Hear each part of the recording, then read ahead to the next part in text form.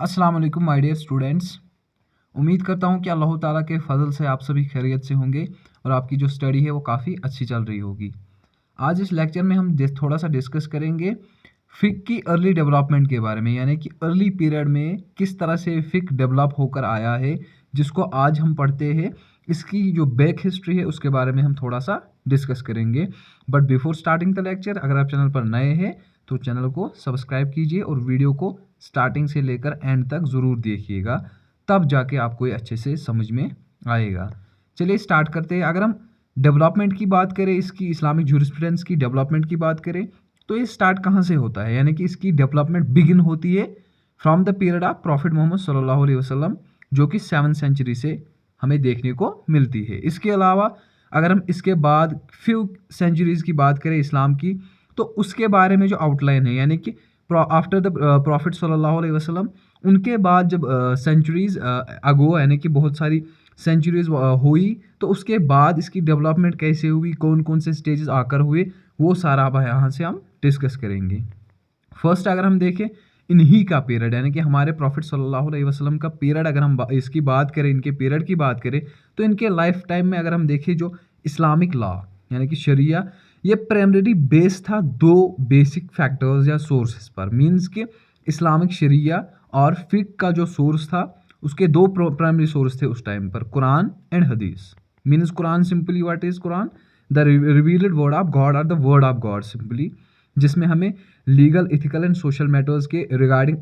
बहुत सारे वहाँ पर वर्सेस और बहुत सारे ऐसे पॉइंट्स एड्रेस किए गए हैं जो हमारी ethical behaviour and social matter को कवर करती है। इसके अलावा सुन्ना, यानी कि सिंपली हमारे प्रॉफिट सल्लल्लाहु अलैहि वसल्लम के एक्शन, सेइंग्स या उनके अप्रूवल्स, यानी कि उन्होंने किन किन चीज़ों की तरफ हमें इजाज़त दी है कि आप ये कर सकते हो, ये कुरान में लिखा गया है या इस्लाम में ये इसकी इजाज़त दी गई है, वो बातें, यानी कि वो फैक्टर्स, जिससे क्या होता है कि हम अपनी यानी कि according to the Quranic principles हम अपनी ज़िंदगी को अच्छे से, यानी कि एक्सप्रेस कर सकते हैं, अच्छे से गुजार सकते हैं।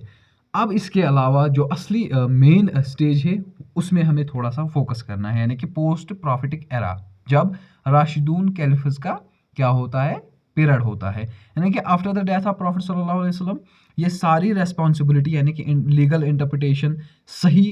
तालीम, सही इंफॉर्मेशन की ये जो जिम्मेदारी थी, किन पर आ गई? सहाबा पर आ गई। पर्टिकुलरली हम किन का नाम लेते हैं? फर्स्ट 4 कैलिफस, जिनको हम पॉइस कैलिफस भी बोलते हैं या राशिदून कैलिफस भी बोलते हैं, यानी कि ये प्री इस्लामिक, सॉरी, ये प्री प्रॉफिटिक एरा था। इसमें कौन कौन से कैलिफस हमें देखने को मिलते हैं? फर्स्ट अबू बकर थे, नंबर सेकंड उमर इब्न अल खत्ताब थे, नंबर थर्ड उस्मान बिन अफ़ान थे, और नंबर फोर्थ अली इब्न अबी तालिब थे, यानी कि ये 4 राशिदून कैलिफस थे। अब अगर हम इनके पीरियड की बात करें, इनके इन कंक्लूजन, अगर हम इन चारों के पीरियड की बात करें, तो इस पीरियड में क्या था कि ऐसे लीगल इश्यूज आकर हुए जो कि ना कुरान से सालो होते थे, यानी कि कुरान में जो सुन्ना थे, कुरान में जो सूराज थे, कुरान में जो आयात थे, उनमें थोड़ा सा, यानी कि थोड़ी कम्प्लिसिटी थी, थोड़ी सी दिक्कत आ रही थी, और जो सुन्ना थे उनसे भी थोड़ी बहुत उसमें क्या आता था कि थोड़ी अच्छे से वो सॉल्व नहीं हो पाते थे। तो उसके अलावा फिर क्या हुआ, इन 4 कैलिफस के पीरियड में इज्तिहाद का, यानी कि इसकी एग्जिस्टेंस हो गई, जो किसको हम बोलते हैं इंडिपेंडेंट लीगल रीजनिंग, एंड फिर कियास, यानी कि analogy and Ijma, consciousness of the companions. Means कि अर्ली डेवलपमेंट ऑफ फिक की अगर हम बात कर लें, तो उसमें क्या था कि उसमें ये सारे फैक्टर्स ऐड हो गए, जो कि different specific matters, different circumstances को देखकर ये सारे फैक्टर्स अराइज हो गए, यानी कि इजमा, कियास, एट्सेट्रा एट्सेट्रा। और अब अगर हम इसके बाद की बात करें, जब उमैयाद्स का पीरियड आया, यानी कि प्री प्रॉफिटिक एरा खत्म हो गया, फिर उमैयाद्स का पीरियड आया, तो उसमें क्या हुआ कि जब उमैयाद कैलिफेट आई, इस्टेब्लिशमेंट हो गई इनकी, फिर क्या हुआ कि मुस्लिम सोसाइटी या इस्लामिक वर्ल्ड एक्सपैंड हो गया, जिससे क्या हुआ कि new social, political and cultural issues आकर हो गए, and with the existence of those issues, political और सोशल इश्यूज, क्या हुआ कि जो कंपेनियंस, यानी कि जो कंपेनियंस थे, स्कॉलर्स थे, उन्होंने अपने स्टूडेंट्स को एक नई राह दिखाई इंटरप्रेट करने में, किसको? इस्लामिक लॉ को, to meet the needs of expending empire. Means कि हम किस तरह से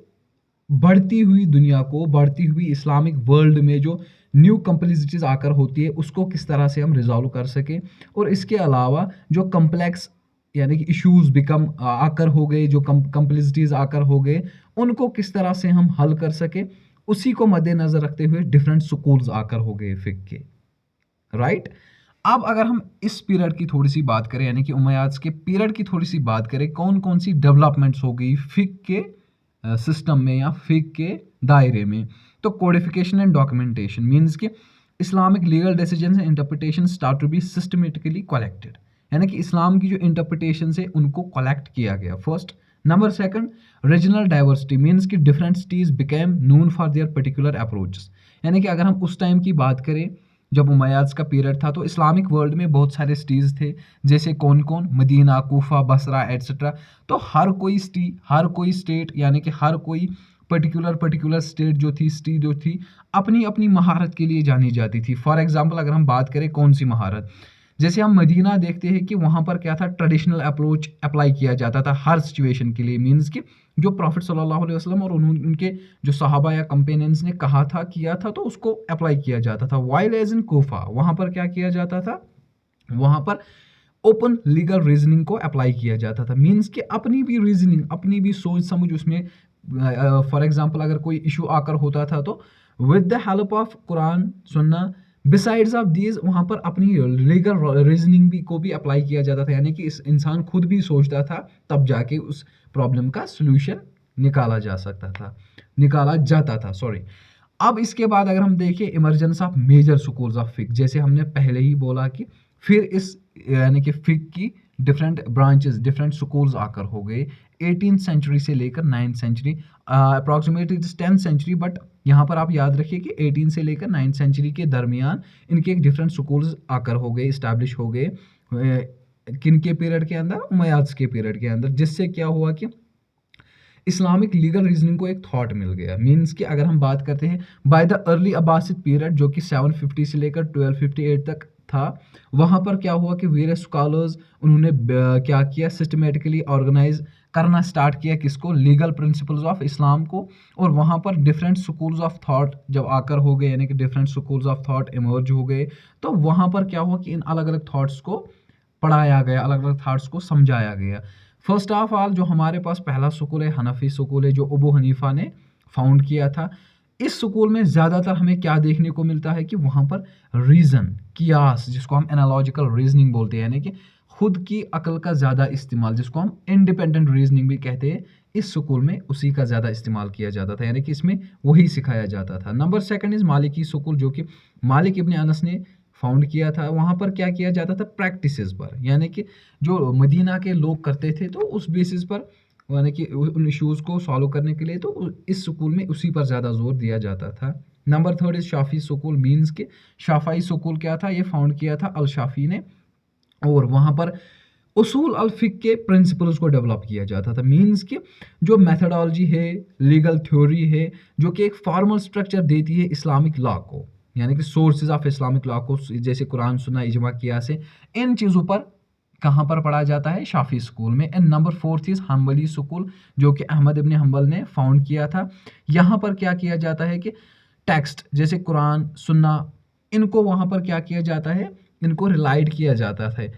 इनको रिलाइड किया जाता है, और इन्हीं के बेसिस पर रीजनिंग, यानी कि रैशनलिज्म हम जिसको बोलते हैं, कि इन्हीं चीज़ों पर गौर व फिक्र किया जाता है, फिर अपनी रीजनिंग इस्तेमाल की जाती है। और इसी टाइम के दौरान जब ये 4 स्कूल्स ऑफ थॉट इस्टेब्लिश हो गए, आकर हो गए, उसमें क्या हुआ कि डिफरेंट स्कॉलर्स लाइक इमाम अल शाफई थे, जिन्होंने एक अहम रोल किस में अदा किया कि फिक के क्या करने को, इसको सिस्टमाइज करने को, फिक को सिस्टमाइज करने को इन्होंने इसमें बहुत ही ज़्यादा अहम रोल अदा किया। और इनकी एक फेमस वर्क है अल रिसाला, जिससे क्या हुआ कि मेथडोलॉजी ऑफ फिक में बहुत ही ज़्यादा चेंजेस आ गई।